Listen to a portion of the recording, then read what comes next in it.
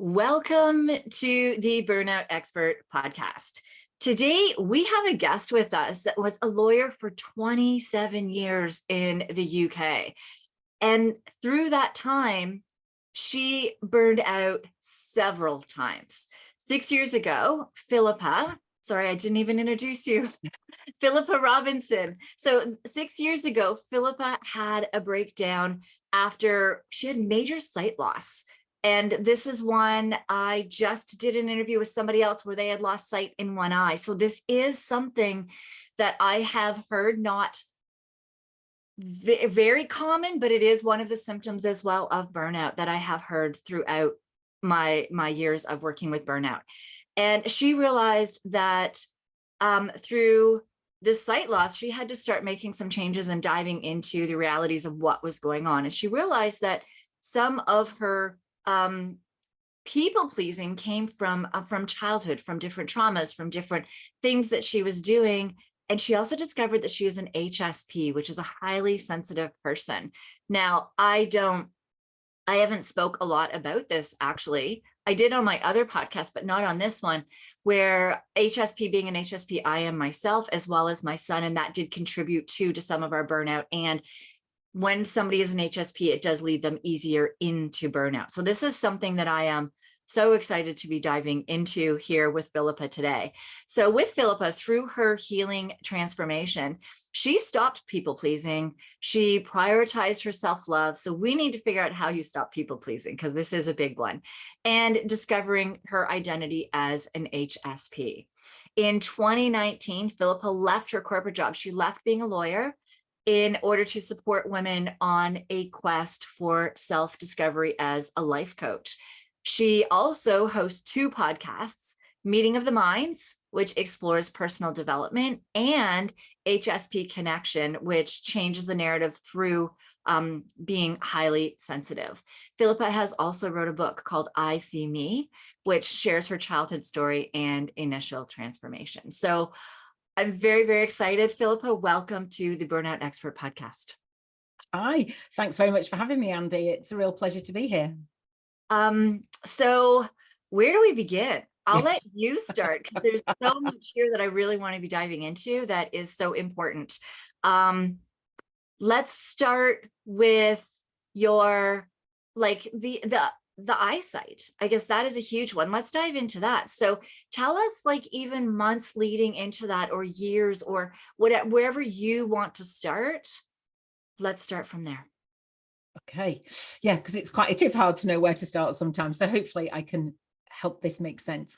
So January 2017, I realized that something was going on with my eye. I was incredibly short-sighted, have been all my life. I'm used to things not being quite right with my eyes, but I've never had anything particularly chronic happen with them. I'm just really, really, really short-sighted. And but it did come to light that what was happening was something entirely different.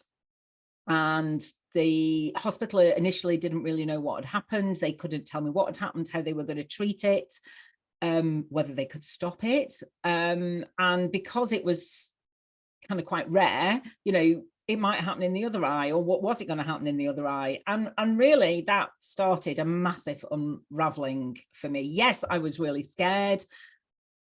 But what I also realized was that I had built my life, my self-worth around doing things for other people all the time, and being the go-to, being the helpful one, being the people pleaser, because that is how I'd learned to survive my childhood, really. And by this stage, I'm a 47-year-old woman, but I'm still carrying those scars of my childhood into my adulthood with me.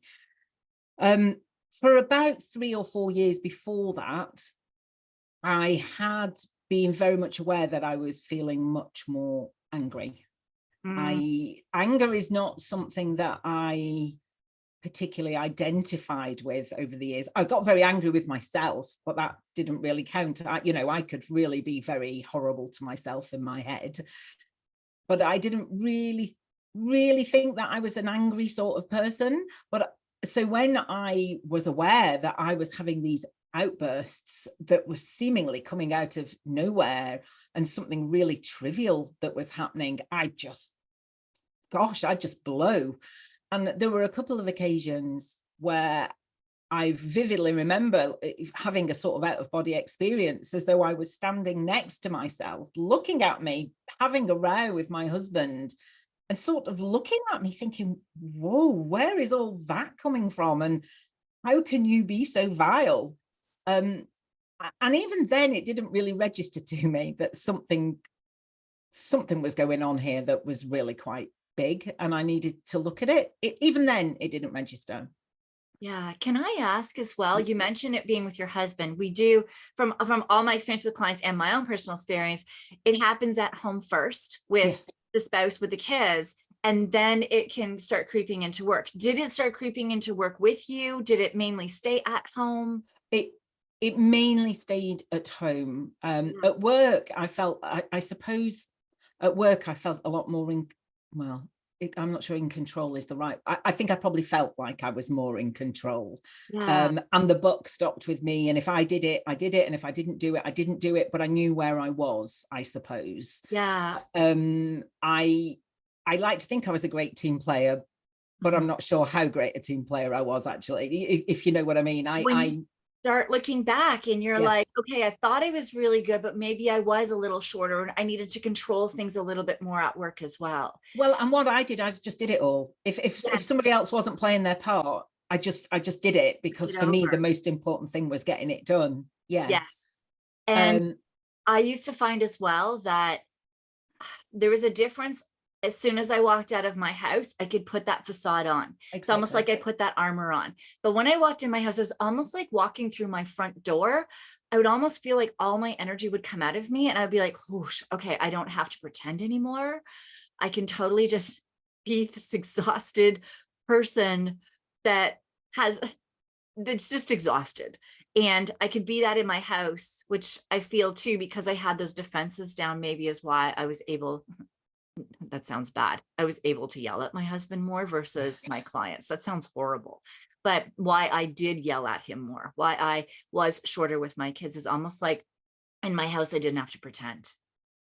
Yeah, interesting. I mean, everything I talk about now is, with 6 years on, with a lot of hindsight. I mean, at the time, it's really hard for me to imagine really what was going on at the time, because it was just all happening, you know, and I wasn't able to be conscious about it in any way. And for me, a lot of it came on the back of feeling broken. I mean, I felt broken for so long, all the way through my childhood, not good enough, broken, I needed to hide that at all costs, because if anybody knew the real me, they'd see how broken I really was. I literally thought that there was something not massively wrong with me, but all I could see was everybody doing life and doing it the way we should, bunny ears should. And I couldn't do that. Yes. I could put on a good show. Mm-hmm. The front of me looked like I was doing okay, but inside I'm like, I don't want to swear. Can we swear? No, Totally. Inside I'm going, fuck. How do I do this? How do I keep up? I can't do all this. Inside I'm like, on the edge, really. Mm-hmm. And I just had this overwhelming feeling as I was getting towards 2017. And my kids, I had my kids late in life. I had a lot of serious disastrous relationships, which doesn't come as a surprise given my childhood. So I didn't have my kids. I didn't meet my husband till mid-30s, and I had my kids 37 and 39. So by the time this was happening to me in 2017, this will come as no surprise to you, my kids were at the age that I was when my childhood started falling apart.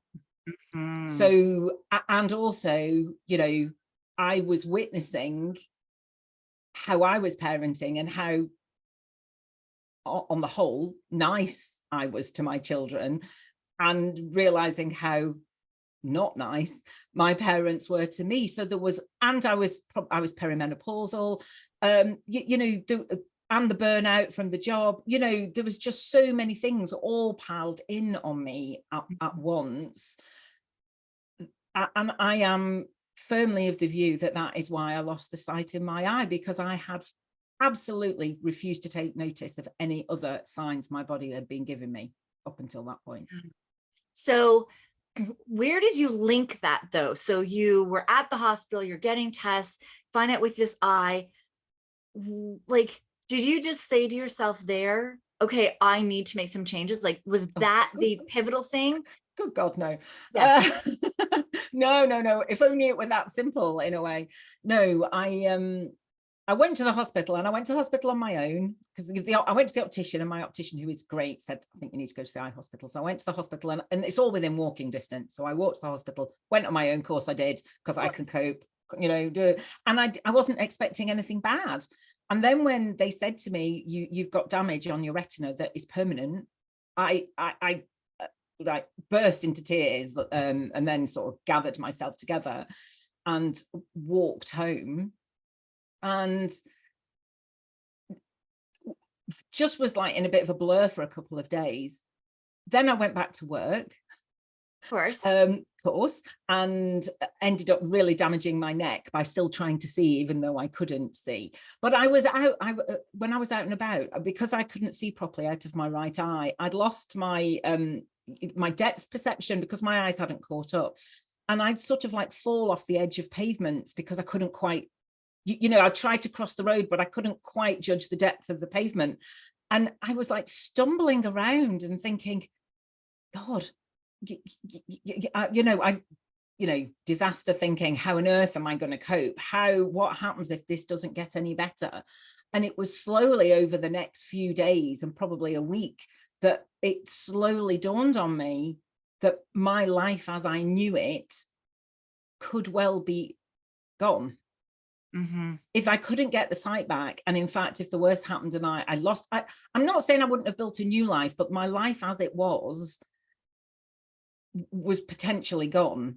Yeah. And I wasn't going to be able to do all the work on the computer and stuff, and I was already struggling with my eyesight as it was, so how I'd manage with one eye I wasn't sure. And I know plenty of people do, but my brain went to, you're not going to be able to do this. And then the next thing was, and who's going to want you? Who's going to want me? Who's going to want me around? What use am I as an employee? What use am I as a mother? What use am I at home if I can't carry on doing all the things that I have done all these years? And it was that realization eventually that made me understand two things, really: the enormity of what was happening, but also how I didn't know who I was if I wasn't people pleasing. Yeah. I mean, I didn't even know to call it people pleasing then. Who was I if I wasn't able to do all those things? Right. So that was your identity. And Absolutely. Your identity was being ripped from you as you knew it. Yeah. Like, yes, you push on, you go on, you figure stuff out. And if you did lose your sight, you would do that. But your identity of being able to do all of those things for people was gone. Yeah. Okay, that needs to sink in for people listening to this, because that's what we do. A lot of people that get into burnout is because we have this identity as well of always having to do all of these things for all of these people, for ourselves. And if we're being truthful about it, it's often we're also saying stuff to ourselves. For me, it was, I'm not good enough. I don't have a voice. Yeah. And it's different for each of us, but these things are imprinted in us that make us feel we need to do all of these things for other people. Yeah. So if this never happened with your eye, would you have stopped? Good question. I don't know. I really don't know, because would I have stopped? I suspect not. Right. Because the thing is you already said you were already having that anger with your husband. You were already having this like needing to do everything and take over everything for people at work. Like, you were already doing these things without piecing all of that together. And it took you a couple of weeks after losing your eyesight to start saying, hold on, maybe I'm attributing to this. Yeah. Right. Yeah.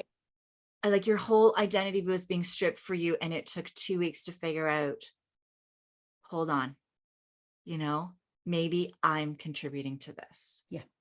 And that's when so many people get into burnout. Yeah. Yeah. Wow. I need to do something here. Okay. So what did you do? Well, so after a particularly frustrating trip to the eye clinic where I thought I was going to get some answers and still didn't get any, I came home when I was just beside myself. And, you know, at this stage, my kids were 7 and 9. And I was really angry. I wasn't angry with any of them, but I could, you know, I could just feel it. It was just constantly bubbling away in me. I describe it as like a volcano, you know, just like, ooh, and then, you know, it erupts every now and again. And I said to my husband, it's funny because people talk a lot about, you know, crying on the bathroom floor, don't they? And I wasn't on the bathroom floor, but I think I have a picture of me crying on the kids' bedroom floor, actually, and just saying to him, I have nothing, like, I am going to have to go to therapy. I'm going to have to find somebody to help me, because otherwise I am going to end up screwing our kids up. And after what I experienced, that's the last thing I want. And if I don't get help, I feel like I'm going to have to leave. Wow. Okay. This is huge. It makes me feel quite emotional just talking about it. Okay. So for anybody listening to this, when Philippa said that, I know my first thought was, holy crap, this is a good mom, right? That's what I'm thinking. This is a good mom who is sitting there and thinking that I need to do this in order to do better for my kids. The thing is that the self-talk that we often have in our mind is, I'm selfish for taking on this stuff, or I'm so messed up, or I don't deserve this, or, you know, everybody else should come before me, or why am I so screwed up that I need this? That's what we say to ourselves. But when I'm listening to you say this, my heart swelled, because I'm sitting here thinking, crap, your kids are lucky that you made this choice. Because how many people, like people that are listening to this right now, they are in this burnout. They know that what they're doing with their kids is not right. I knew when I was yelling at my kids, this was wrong. I will say, though, that when I was yelling at my husband, I was in a state where I really did think that everything was his fault, which gets into that point with burnout. It really does. Yeah. But if you are at home yelling at everybody, then think about what Philippa just said. Like, think about it. She said, I need to start taking care of this to be a better mom, or I'm going to screw up my kids like my childhood was. Most of us, like our parents, are always doing the best that they can. Us as parents are doing the best that we can, but we are so going to screw up, even though we're doing better than our parents did. And if we don't start looking at ways of, okay, how can I protect my kids on my screw ups? Then things are just going to be repeated. So that is a huge moment that I think everybody listening needs to hear, because that is where it's not selfish. It's not wrong. You are not a bad person. You are not effed up. You know, you are doing the best thing that you can right now for your family and for your kids by actually diving into your craft. Yeah. So what did you do after that cry on the floor? Well, I phoned a therapist and left a message, and luckily she phoned me back. And I went to see her, and I naively thought, I have had little bits of counselling over the past, little bits to sort of get me through a little blip, but not anything serious, and certainly not looked at anything particularly deep, because I was in blissful ignorance, really. I used to say, oh, my childhood was pretty crappy, but, you know, I'm here now and it's fine. You know, that's behind me. I'm strong. Push through. Well, I'm here. Yeah, I'm here. I mean, I suppose I never really thought of myself as particularly strong, but I realize now I am. Yes. But I was so busy trying to keep my mask on and hope nobody saw the truth that I didn't really have any mental space for anything other than that, really. But completely, sorry, menopause brain, completely forgot where I was going with therapy. That. So how was therapy? Yeah, and she managed to persuade me to commit to staying for 6 weeks, because I naively thought at that stage that's perhaps all it would take. Mhm. And then then I stayed for 6 months, then I ended up staying for 3 years in the end. But she said to me at the very first session, and I was telling her all about what had happened with my eye, she said to me, I wonder what it is you don't want to see. Mm. And slowly we looked at all those things that I didn't want to see. We looked at my dad leaving when I was 6, my mum remarrying really quickly, me not feeling safe, as though I had a proper place in my house with my stepmom and my stepfather and my the brothers from that marriage. My mum was an alcoholic, so I came home to chaos every single day and never knew what I was stepping into. All of those, my stepfather was okay, but pretty useless, really. He did nothing he wasn't awful. He was as emotionally absent as everybody else had been. And so I had to look at all those things and feel the pain that I had not allowed myself to feel all those years, and feel those feelings, and know that it was okay to feel let down, angry, hurt, sad, all of those things. And actually it makes complete sense that I feel like that, because what I experienced was not good enough. Mm-hmm. Yeah, absolutely. Nobody had ever said that to me before. And at 47, I really understood, what it means to talk about your inner child. I really felt that inner part of me and all the hurt that she had felt. And it kind of brought us back together again, if that's not too woo to talk about that. I feel like I'd been very separate all those years. I do think now, knowing I'm highly sensitive, which we'll get to in a minute, I think being highly sensitive heightened that experience of that trauma. I mean, high sensitivity is an innate trait, you're born with it. So the trauma did not make me highly sensitive, because I think there's a lot of misunderstanding out there about high sensitivity. But when you are processing things, when you're processing your sensory stimuli at such a deep level, you are going to take in that trauma and process it and digest it at a deeper level. Yes. So, and that doesn't make me weak. It doesn't make me, I shouldn't just get over it. It's a real thing. It's what I experienced, and I needed to heal from it. Absolutely. So there's so much you just said as well. There's one, I believe, because this is being recorded in advance, I do have an episode that I did solo on parts therapy, where we talk to the different things. So anybody who, if you missed the episode that I do have, it's a couple episodes ago. I know it was after Vincent Van Ohm's interview. If you go into that one, that does dive into the childhood thing. And that has been astronomical for me as well. I know when we're diving into, which I went into in that episode. So if you're wondering like how the childhood can actually affect you still as an adult, go and listen to that episode for sure. But parts therapy is huge. We do have these pieces as a child that we still do carry with us, and ourself as of now knows these things. Yeah. Still, that child is still living in that trauma.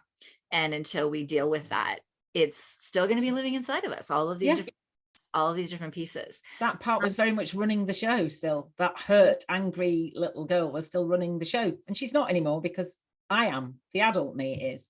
Yeah. And that was me too. I felt like if somebody yelled at me, my voice stopped. Absolutely. And here we are, and we both have podcasts. That's interesting, isn't it? So we build platforms to allow our voice. Well, it's been fascinating because this podcast is very different than my other podcast. My other podcast was teaching, and it was safe. This one, I'm diving into things that I know not everybody, like parts therapy, people don't always air into that. Like I'm saying stuff more in this one because I've worked through it. Like you'll hear the difference too in both of my podcasts. versus me getting that out there and having that voice. My social media, you'll see a difference in it. Like it's fascinating because I didn't feel like I had a voice because I was worried if anybody said anything bad or angry, which did happen to me, I shut off because I didn't feel I had a voice. Yeah. So it's just fascinating diving into all of this. So let's talk about this HSP piece. So Okay. 15 to 20% of people are HSP. Yeah. And Then they're now saying it's more like 20 to 30, actually. oh, It's really? more than they think. Yes. Interesting. And I'm not surprised. Yeah, And me neither. I believe it's a 50-50 split, men and women. Yep. And most of them that are HSP as well go into jobs of service. Yes, we do. We can do any job. We can. So we can do any job, but it needs to be the right environment that we're working in. So it's not necessarily the job, it's more the environment that we're working in as much as anything else. Yes, but you will find as well, like I have a background with working with first responders. Yes. And I'm talking to many of them, and I'm like, oh, you're HSP, right? As I'm speaking, but I didn't have a voice in that time. And I didn't say anything. So I'm like, they're not going to believe me. But the ones that I actually did, and I got them to read like Your Highly Sensitive Child. Yes. That book. I like the child one, not the adult one, because that's usually where we have the memories mostly of our child as being sensitive. They're like, oh, this hits home, right? Yes. So it is quite fascinating. So please tell us, what is being highly sensitive? Okay. And just before, while we're still on the stats, about 80% of HSPs are introvert or more introvert than extrovert. I'm sort of in the middle. I'm a bit of an ambivert. 20% are extroverts. So there is a lot of thought that if you're an extrovert, you can't be HSP.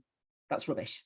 Yes. Okay. Yes. So, you know, yeah. So HSPs and introverts are not necessarily the people who we always used to think they were, which is like people sitting in the corner and not wanting to engage and being very shy and quiet.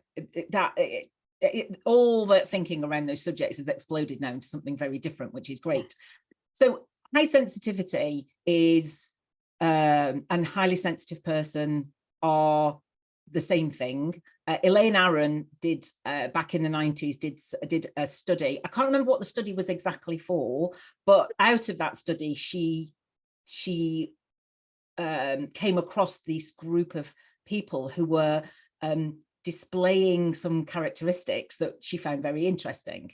Did you want to say something then? Yeah, Elaine Aron is who wrote that book, Highly Sensitive Child, just so people know who we're speaking of as well. Yes. That's right. And she also then went on the back of this study to write The Highly Sensitive Person. So she coined the phrase, the highly sensitive person. And what she realized is these people have something, so I do, you do, called sensory processing sensitivity. It's not a disorder. There is a sensory processing disorder, which is something very different. It's sensory processing sensitivity. And what that really basically means is that out in the world, we are all experiencing stimuli, you know, sight, sound, taste, touch, you know, everything. But we as highly sensitive people are more sensitive to that stimuli. So we are processing it in a different way. So our brains are wired in a slightly different way, and we are processing it usually much deeper and experiencing it in a slightly different way than other people are. And the way, and I only realized I was an HSP as I finished therapy. I was like, okay, so who am I now? Who am I now? I'm not weighed down by all this childhood trauma. And part of what I discovered about who I am is that I'm a highly sensitive. And I was listening to people talk about it, and they were saying things like, do you startle easily? Well, I do all the time, you know. Say boo to me from behind and I'll jump a mile. You know, do you startle easily? Do you find some smells either really gorgeous and amazing, or oh, absolutely, you know, knock you sick? So the smell of diesel absolutely makes me want to throw up. And fabric softeners and stuff. Fabrics is a really big thing. Can you only wear certain fabrics? Do you like them to be soft and cozy and comfy? Do you have to take the labels out the back of your clothes sometimes because the label is really scratchy? You know, tastes. I mean, I think super tasters are something different and have maybe enlarged taste buds, but you know, tastes. Do you, you know, do you really sort of like luxuriate in tasting something wonderful? Art, do you feel really moved by a painting? And I don't mean just look at it and you go, oh, that's nice, but like just it stirs something inside of you. Music does it for me. Yeah. You know, it feels like I can feel the music in my body, and it just, yeah, it really moves me. Mm-hmm. So those are some of the signs. There's a lot more to it than that, but those are the external, the signs that you might appreciate and recognize from external stimuli. Yeah, and you don't have to have them all. Oh gosh, no, you are. So, well, for me, yeah. with art, I have no appreciation for art. I'm really like horrible on that one. That I was just asked to go help be the parent on the school trip for our art gallery, and I'm like, oh, I'll do it if you need. Yeah, It's but like, I'd rather do something else. right? Yeah, I'd rather be at the science center. Yeah. But yeah, so it's just it doesn't mean you have to have all of them. Like with my kids as well, one is very, very heightened to lights. Yes. And Especially strip lights, they are really bad, but yes, sensitivity to light is absolutely one of the key ones. Yeah, my other son and I are both huge to smells. Yes. Also so when they were babies as well, like when my oldest was born, people would always want to come up to him and he'd be just like, whoa, like that's just too much for me, too fast. Yes. All the noise and the stimulation and people around and the smells of them, and he'd freak out. And it's not that he's shy at all. He just needed that time to like get used to the environment. Exactly. So it's overstimulation, isn't it? It is. And scary movies is another, you know. Yes. My son will not watch Disney movies. Yeah. Oh, Don't watch any movies at all. Yeah, it's the music, I don't know what it is, but it's free. He's now almost 12 and he's now just starting to be able to watch movies. Yeah. But yeah, not so that the ones that you like, you know, that hold you in suspense and you know something's coming and you know it's going to be awful. I mean, I can't take it. Well, and I can't take the violence either. Yeah, he wasn't even those. We're talking like just basic, yes, just like, basic, yeah. Planes, cars, like those. And I think that is actually much more, I wouldn't say it's really common, but it's not as unusual as we would think it is. But I think what happens is a lot of parents will sort of push their kids to watch it. Oh, look, it's just watch it. And your child is actually having a completely hideous time by being made to watch a movie they don't want to watch. Yeah. So how I relate this as well is kind of like a drug dog or a bomb dog, where they can go and they can sniff out this drug. They can sniff out the bombs where we can't. Yes. Like we don't know that a bomb is there. We can't smell it, but they can. They know it's there.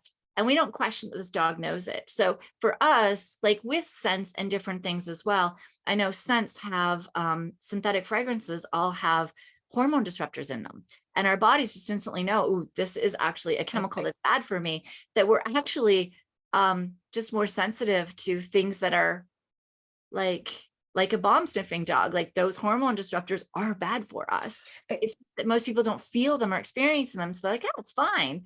But then we get all these health issues and stuff coming up or environmental concerns because of them, but people can't feel them like that dog. They're not as sensitive to them. And you make such a brilliant point there, because highly sensitive people, you know, a friend of mine will say that we're like the canaries in the coal mine. Yes. That, you know, whatever we are experiencing, we're experiencing it first.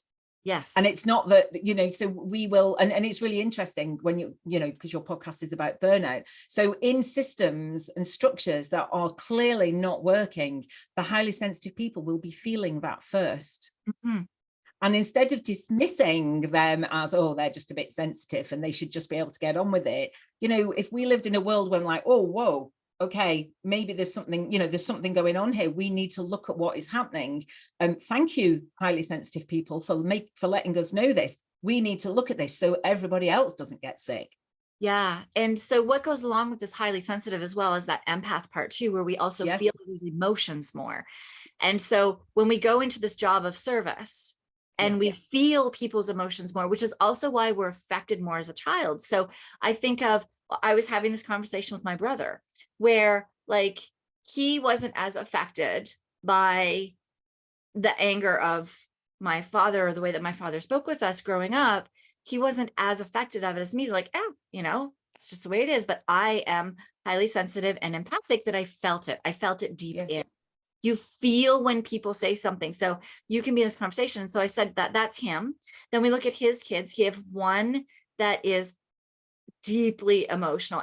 But the thing is with all of us, so myself, my niece, and my one son, we also know what people need in certain times. We're able to like we know what they need. We know what they're feeling. So we know how to help them, which is why we go into jobs of service too. And we're so good at them, but they also deeply hit us. So we are more affected, where you may have somebody in a situation where, and I was saying to my brother, like, my brother wasn't as affected as I am. My nephew's not as affected as my niece. My one son's not affected as my other son by stimuli and things in their surrounding and things that have happened in their lives.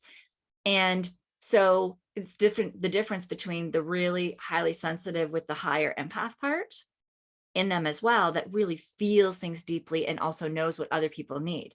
So when I was looking at this with first responders as well, a lot is the ones that feel every call, the ones that are like really hit, and they're looking at their colleagues and going, okay, why aren't you as affected by this? Yes. Right? Because they're more highly sensitive and more empathic.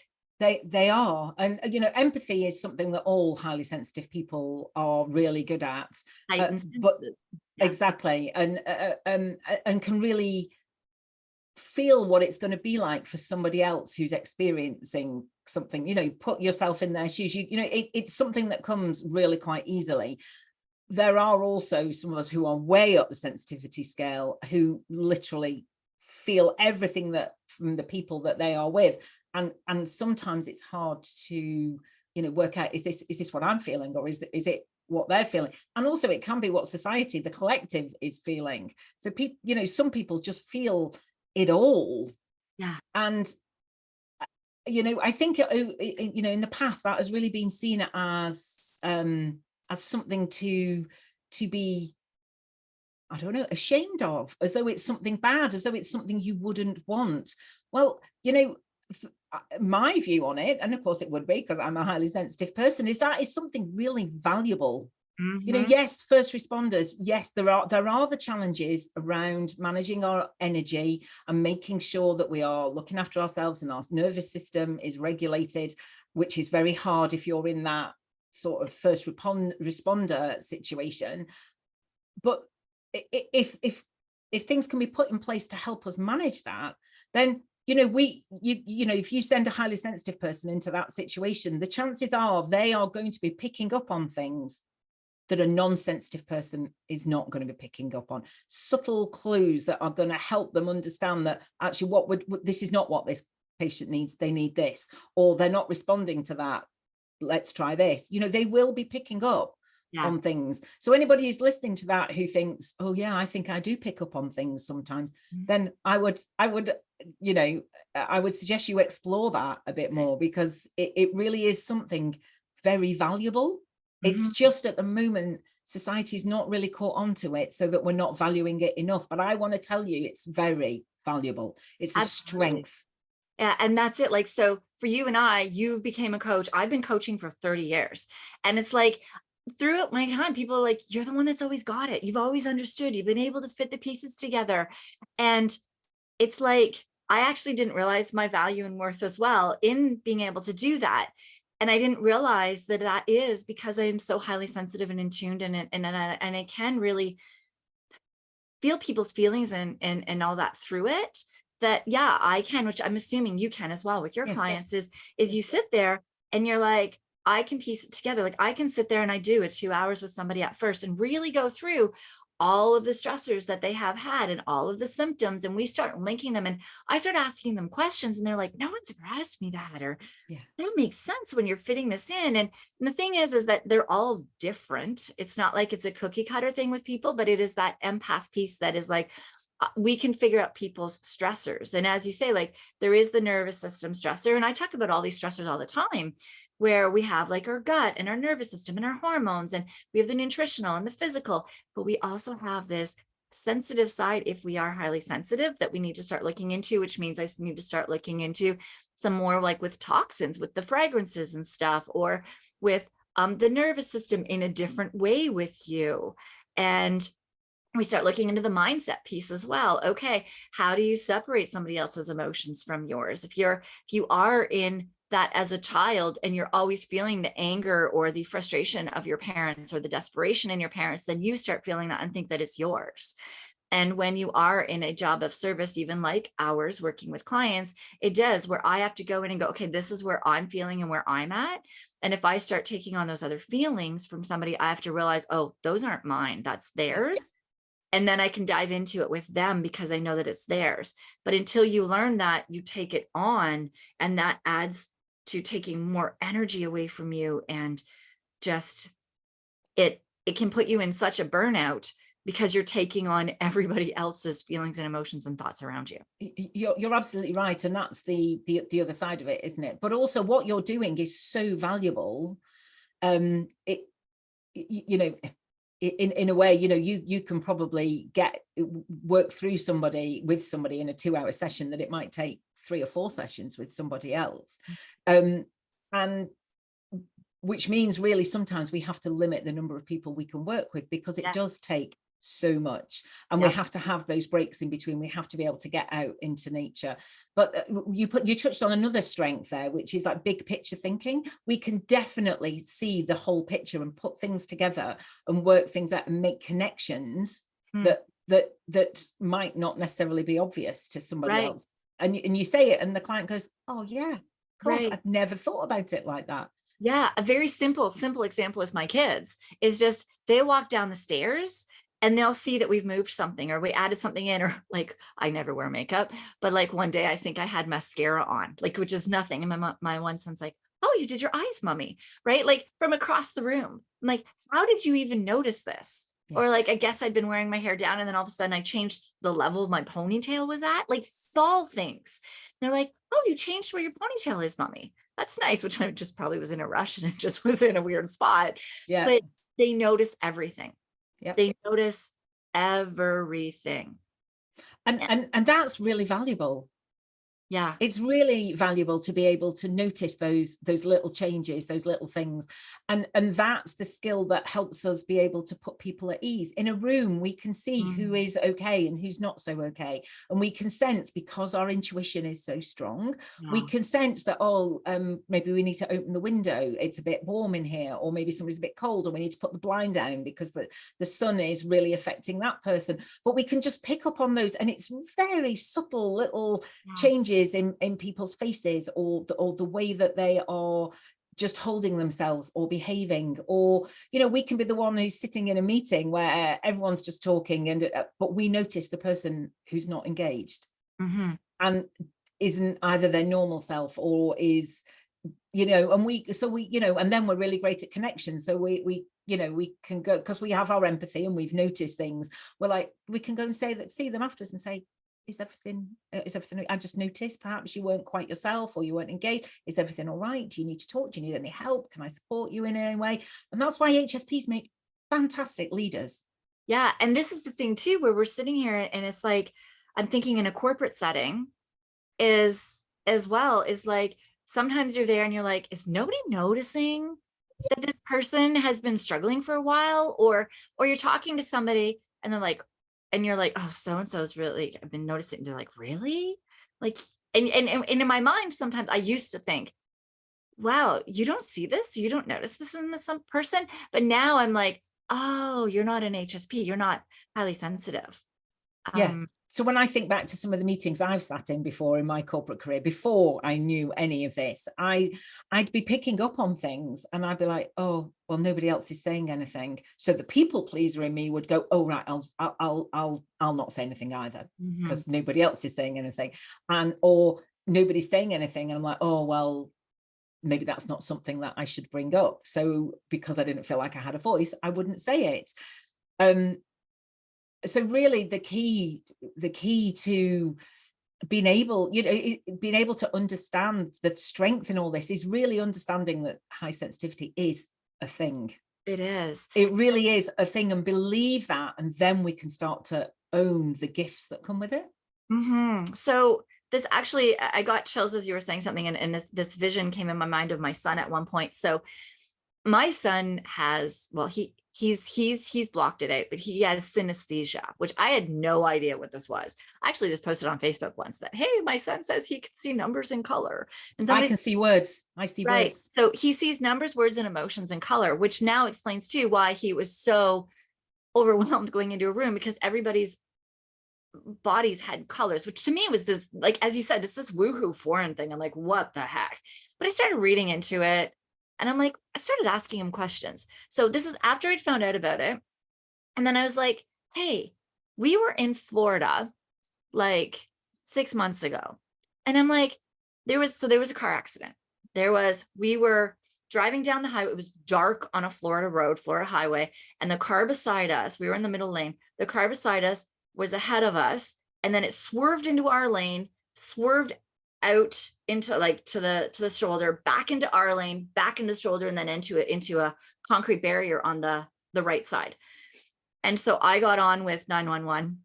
I have no idea where we were and all this. And like, we're in a dark road in Florida on the highway. My husband was driving. And so I asked him, I'm like, did you see my colors, my emotions that day? He goes, yeah. And I don't know what colors he said, but he's like, you were this color because you were actually excited to be helping someone. You were this color because you were feeling embarrassed because you didn't know where you were. You were this color because, and he listed like 5 different emotions that I had and all these colors I had and why. And I was like, oh shit, no wonder this kid gets overwhelmed. Absolutely. And the thing is he's blocked it. He's blocked it because it was so friggin' overwhelming for him. Yes. To see that. And that's where too, I'm like, oh, as a baby, like everybody was in his face. Everybody wanted to be, and I always was protecting him, but I didn't know why. He would just I'd see that that's the empath in me. I would see. And that's the intuition in you as well, knowing right. that you don't know what it is, but you know he needs you to protect him until like, he's in distress. He needs space. Yeah. Why? But now I'm seeing him like, holy, he saw all these colors in people, probably all these excited colors to see this new baby that they just wanted to put all their, feels and love into. And it was probably overwhelmed. So all of this stuff as well, it is woohoo. Honestly, it seems woohoo, like colors, what the heck? Like, this is weird. But when I started, I was like, when I started diving into this with him, I'm like, he is so spot on. And he was like 5 years old then, 5 or 6, right? And it's just fascinating that we can be these people that we get into these jobs of service of helping people and doing these things. But until we really understand this piece as well, like there's so many pieces of burnout, but this is one piece that most people who go into a job of service do not realize can lead to their burnout, because they are not separating other people's emotions. They're not realizing how heightened their emotions are, and they don't have the skills or the understanding or the tools to help them to decrease the sensories around them at times, and to strengthen their nervous system to be able to support themselves through that so many of them just get overwhelmed. I see this in first responders. Like, this is the piece I see in them a lot. And it's like, until we start diving into that, the other tools, the other stressors don't help them as much, until this is the piece with some of them that we start working on. Yeah. And I see that. And in now I know what I know, looking back, I came from a childhood of experiencing trauma, experiencing really deeply. My nervous system was shot to pieces by the time I left home. I then went to university and somehow got through that. Didn't find it that easy because I hadn't learned the tools that I needed to learn to make great connections with people. But anyway, got through that. And then I went to work as a lawyer in a high stress environment, I worked in a big corporate law firm in London for a while. And then I moved around the UK and worked in other big corporate companies. And I just thought I was broken and I couldn't do it. Or there was something wrong with, I kept changing jobs and changing cities, thinking I'll find the right thing. But actually what I needed to find was what was inside me and understand what was going on inside me. Because lawyers, actually, HSPs make really good lawyers, because we're good at the detail, we're good at the big picture thinking. So all of those, that made me a really good lawyer. But also the other side of it made me a very burnt out lawyer, and then on the edge of a trauma response the entire time. Yeah. So one of the biggest things I learned during therapy, and is so important still to me now, is to really get my nervous system in a regulated state and really learn those tools that when I am dysregulated, how can I bring myself back? And that has been the best thing I've ever done for myself. I'm like a different woman now. Yeah, myself as well. And I've been coaching for 30 years, and I still have connections with people that I used to like right from the beginning. Yeah. And it's only the last, I'm going to say 2 to 3 years, that I realized I'm a really good coach. Yeah. You know? Yes, you are. Yes. It's so funny because I had to work through all of that as well. Like, it's fascinating. And I'm 49 years old, and I realized that too. Like, it's only come in the last little while that I've started realizing how good of a coach I am because of all these skills. Yes. So that has transitioned you into what you're doing now with clients. Do you use those tools and bring in those things with your clients that you do?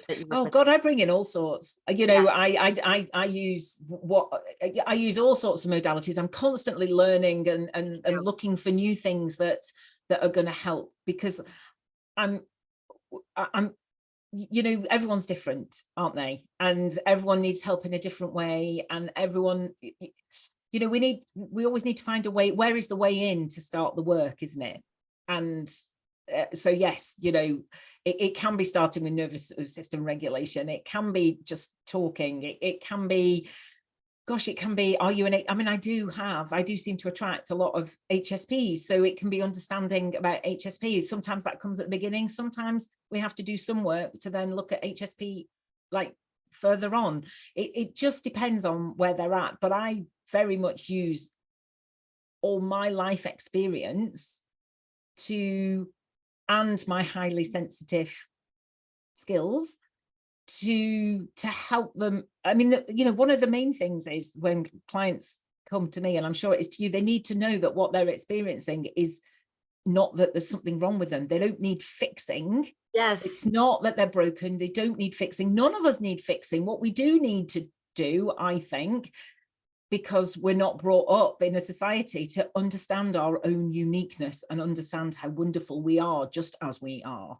Yes, yes. And once we start realizing all the gifts and tools that we were given, that we have actually thought were pieces that were broken or wrong with us, oh man, the things that we can do is exactly. And watching that in your client, that's the best in my clients. I'm imagining with you too. Like, that's why I do what I do. Absolutely, me too. And I think so. I did a coaching program as well for highly sensitive coaches, which really helped me hone in on what is my particular gift, and what I seem to have this knack of doing is understanding where people's conditioning is really getting in their way of, and maybe this sounds really obvious because it feels really obvious to me, but they'll come with something, tell me a story or something that they want to work on, and I will almost instantly be able to get to what it is in their conditioning, what has happened in their childhood, what has happened to them over the past that makes them feel like that, and then we can start unlocking whatever it is, and that it just comes really easily to me. Yeah. And we all have that, all those highly sensitive people, and also our journey in life has been leading us to where we are supposed to be.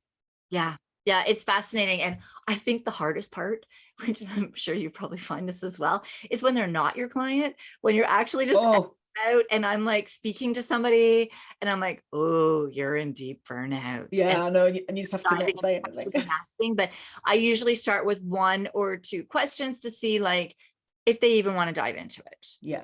And the majority don't. If they're not ready, that's okay. Yeah. But like there's times where I just keep thinking about it at home and I'm like, oh man, and that's part of like where we just want to help so many people. But it's we see so much then that once we get into our specialty, which for me is burnout, your specialty at this moment is with your clients. Well, it's interesting. I haven't quite put that into words that Yes. yet. I'm still, I don't know about you, but it's taken me a while to get the words. But, you know, I don't know, unpicking childhood, unpicking conditioning and something which is not a phrase, so I can't say that. But Yeah. something So like that. The people who it resonates with know they want to work with me, and that's all I can say. It's something in my story, being a child of an alcoholic, highly sensitive, a lot of childhood trauma, or it's holding them back. Something is holding them back and they don't know what it is.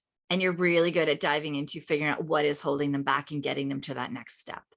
Amazing. Yeah. And I think with burnout too, there's times where I'm like, should I really be saying this is burnout? Because this is way more like when we're diving into it, like we're diving into the mental side, the physical side, but I guess I'm bringing into like 30 years of personal training, nutrition coaching, touch therapy, like all of the body stuff as well, and the gut and the hormones. So I'm like, yeah, I've really struggled to say exactly what it is that I do as well. So I completely feel you on that. All right. So Philippa, this has been absolutely amazing.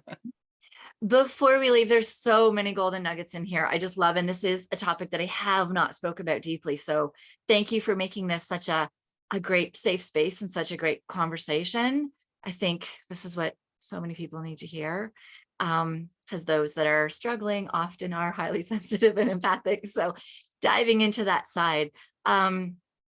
Before we go, I do have all of your social media links and stuff. I'm going to put them in the show notes for people that are listening and just want to go to them right now. Where should they go to? And then I have one more question for you.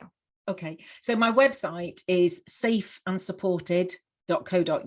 So you can find out about my book, my podcasts, about my coaching, everything on there, read a bit more about my story. So that's probably the best place to go. You will find me on Instagram as Safe and Supported Coaching, and you will find me on LinkedIn as Philippa Robinson. But my website's probably the best place to start. Yeah, that's amazing. Go to that one spot and everything is in there for you to go. Yep. And if you want, for ease as well, go down into the show notes and just go click on all of the social media, and then website. And come and say hi, you know, send me a message and say hi, and you heard me here on Andy's Great Podcast. That would be lovely to hear from you. Yeah, absolutely. And your podcast as well, with podcast. Oh, of course. HSP Connection is my new podcast with my friend Robbie. So and we're talking all about, yes, the challenges of being highly sensitive, but who doesn't have challenges? But also we really want to not reframe it. We want people to know the positives about being highly sensitive. It's a gift. It really is a gift. Absolutely is. That gift. So if you want to learn more about HSP as well, then go to Philippa's podcast. Make sure that you like it and subscribe. Same with mine, like it and subscribe, because that is how other people then hear about us. Exactly. If you could go onto Apple or Spotify, even if that's not where you listen, just kind of sneak in there and do some sort of review on either of them. That will help both of us with our podcast. So you now know how to find us. If you can, Philippa, if there is one thing that you feel that we missed telling people today, or one thing you feel that they need to know, what is it? Can I have two? Yes, absolutely. So in line with what we've talked about, I would say, please do understand that high sensitivity is a thing. Yes. It's not just something namby-pamby to sort of brush under the carpet. It is absolutely a thing. So whether it's you, some of your family, a colleague, somebody who is talking about it, please do not dismiss it. It's absolutely a thing. Mm-hmm. Absolutely. And the other thing is what I usually say, but we haven't really talked about it here, but what I usually like to leave people with, it is never too late, and you're never too old to start learning about yourself, who you are, and about some of the things we've been talking about here. I mean, I did nothing. I did not know that my past was with me for so long, and that what I didn't know is that I could heal from it. And I was 47 before I started any of that. So please do know it's never too late. I'm 49 and I started therapy at 48. So you beat me. Okay. Yeah. So that's really interesting. 47, 48 seems to be a real time. Hitting perimenopause big time seems to be a real time for women, I think. So because I've had a lot of clients who've come to me at that age. Yeah, it's fascinating. It's fascinating. Yeah, it is. And just coming more into myself, that I'm like, oh, man, I wish I did this sooner, which is why I've already got my kids set up with a therapist. so that when I screw up, they have somebody to help and lean on, so they don't have to wait until they get to where I am. Well, what an amazing mum you are, too. Thank you. And what a great podcast and what a great chat this has been. Thank you so much. Thank you. Yeah, this has been amazing. All right. Thank you, everybody, for listening to the Burnout Expert Podcast. Absolutely go into the show notes. You can find all of Philippa's links in the show note. You can find my links to get on my email list to find out about all of the podcast links.